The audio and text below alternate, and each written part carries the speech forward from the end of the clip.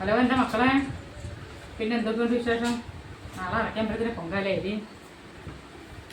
അല്ല, എൻ്റെ അമ്മ പോവും, എൻ്റെ കുഞ്ഞുമാർ പോവും, എല്ലാവരും പോവും, എൻ്റെ മാമിയൊക്കെ പോവും. പിന്നെ നാളെ എൻ്റെ മോള് ഇവിടുന്ന് പോകുന്നു.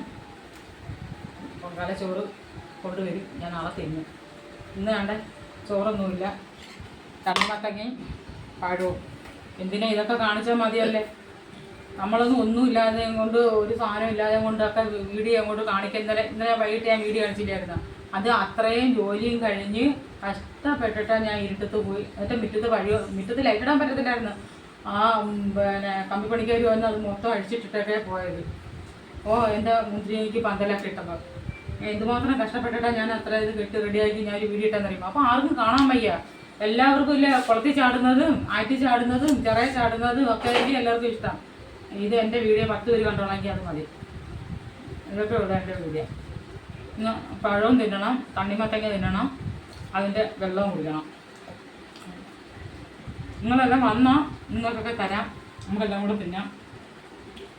ഇത്രയേ ഉള്ളൂ. ഇന്ന് എനിക്ക് തൂത്തുവരാൻ കിടക്കുന്നില്ല, കുളി തരാൻ കഴിഞ്ഞു.